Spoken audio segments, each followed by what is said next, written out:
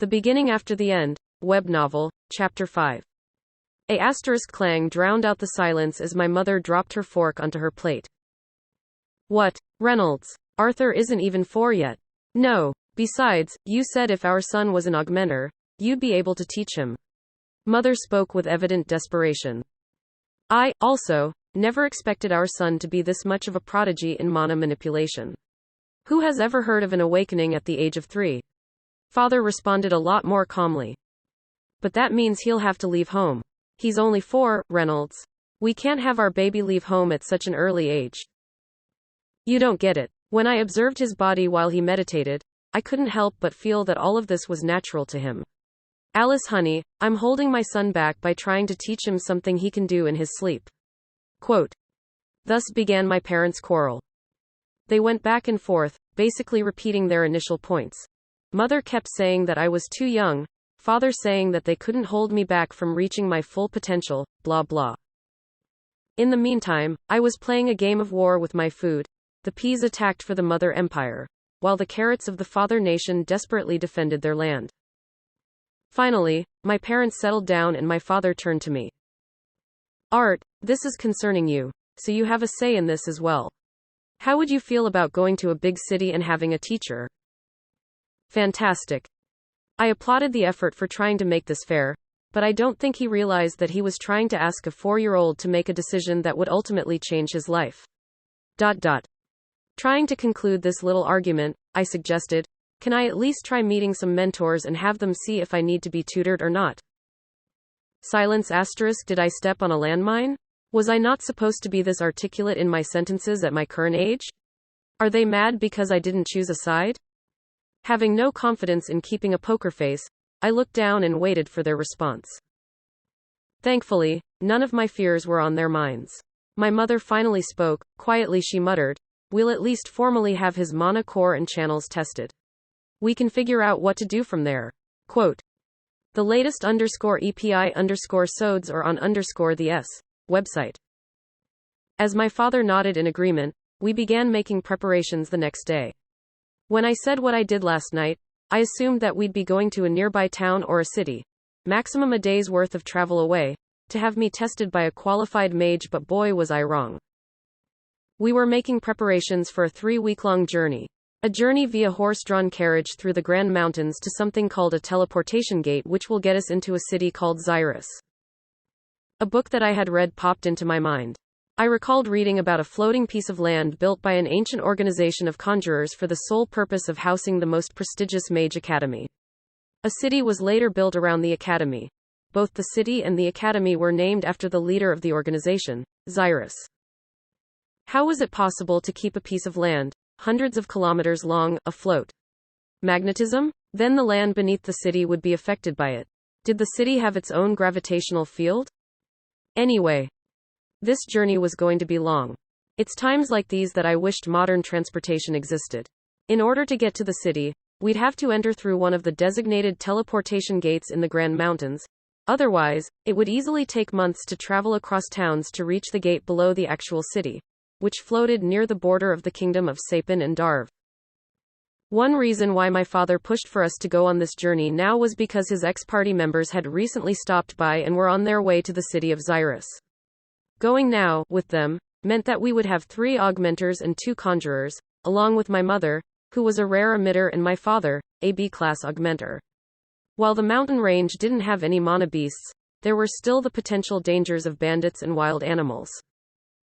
While my mother and father took care of packing all of the necessities, I packed my wooden sword and 2 books, Encyclopedia of Decathlon and Foundations of Mana Manipulation, for the journey.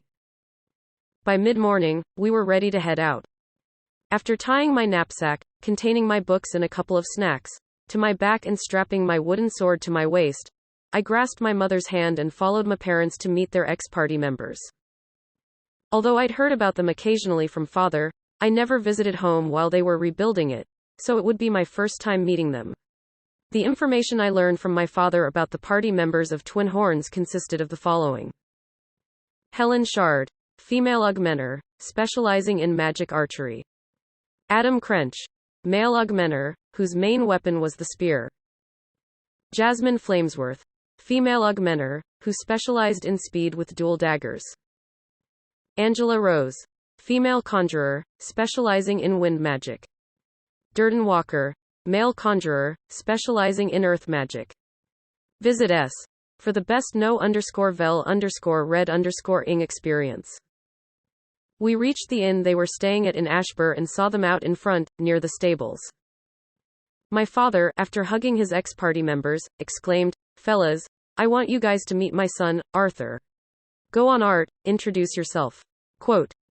Giving a slight half bow while looking up at them, I introduced myself. "Hello, my father has told me great things about his fellow Twin Horns members. Thank you for traveling with us to Xyrus. We'll be in your hands." Quote. "Ha ha ha, what is this? Such manners. Are you sure he's your son, Ray?" The one to respond was the spear wielder, Adam. Taking a closer look at him, he seemed like the energetic, talkative type. While fairly good looking, he had bright red hair tied in a messy poof at the end, almost like a flame, and a couple of bangs escaping from the hair tie. He reminded me of some sort of vagabond. His eyes were bright and almost seemed like they were always laughing. The first thing I noticed, though, was the scar across his nose, reaching both cheeks. I felt myself getting picked up. "Ah, isn't he just too precious? You should be glad that he doesn't look like you, Reynolds." Peeling my face away from what felt like a memory foam death trap before she suffocated me in those gigantic breasts, I took a good look at the woman who was trying to kill me.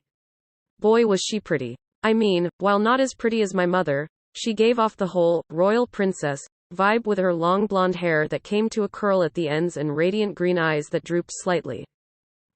Just as my hands were about to give out and my face about to enter the twin abyssal hills, a strong pair of hands grabbed me by the knapsack strapped to my back, whisking me away from the well-endowed woman. "Angela, you're hurting him," a deep voice grunted. There I hung, like a kitten being carried by his mother by the scruff of his neck, unable to move. My eyes stayed fixedly on the giant. Easily passing 2 meters in height with a staff strapped to his back, the giant carefully lowered me back onto the ground and tidied my clothes gently. How genteel.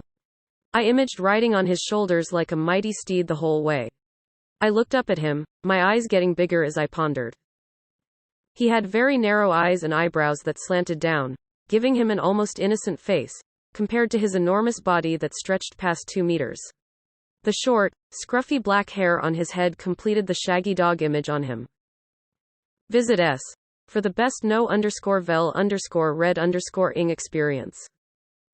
Dusting my clothes off, I turned to face the woman that looked slightly younger than everyone else. Straight black hair that was half tied at the back with a ribbon complementing her red, half-open eyes and curt-looking lips, making her seem very brusque. She slightly nods and then turns away. Ah, a woman of few words. How charming.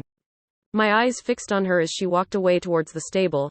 I spotted 2 short daggers strapped to her lower back, just above the hips. The last member of the Twin Horns was Helen Shard. She patted my head lightly and flashed a charming smile at me. The word that I would use to describe Miss Helen would be sharp. Sharp eyes, sharp, perky nose, thin red lips, and a flat chest, almost boyish with her shoulder-length hair tied tightly at the back. I can't help but be charmed by her charismatic ambience. She seemed to exude this, "we can do anything if we believe," atmosphere from her pores that made her practically glow. Clothed in light leather armor covering her chest, breasts, with her bow and quiver strapped to her back, I couldn't help but compare her to an elf, but quickly abandoned that thought after I seeing her rounded ears. I hopped onto the carriage furthest back with the help of a little mana reinforcing my legs. Lately, I'd gotten the hang of using my mana to reinforce my body. I had yet to fully test what I was capable of, for fear of giving my parents a heart attack by showing off too much, but it was getting a bit more natural to direct my mana from my core through my mana channels. After our party finished loading in all of our travel necessities into the 2 carriages we were taking, we strapped in what I thought would be horses. It turned out, this world had domesticated mana beasts called skitters for transportation. These giant lizards, with spikes across their backs and powerful claws, were D-class monsters that were a lot more efficient to use, albeit more expensive, than horses when traveling mountain terrain. Let the journey begin. By nightfall, the once distant mountain range seemed to have doubled in size. I wondered how big the Grand Mountain Range would be when we reached the foot. Needless to say, I was excited to get out of the tiny outpost that was my hometown, Ashbur. We eventually stopped to set up camp near a small cluster of boulders. It was a good spot with the rocks blocking off nearly all of the wind and lot of scrap wood from fallen branches to use as campfire. The one thing I detested the most about this body was how much sleep I required. Despite being asleep for most of the way, I still felt a bit heavy-eyed after being awake for a mere few hours. After setting up a couple of tents around the fire, my father and mother had begun conversing with the twin horns about old times when Helen sat down next to me and said nonchalantly, "I heard your pops say that you're some kind of genius mage. Is it true you've already awakened?" Not knowing how to respond, I just replied with the truth.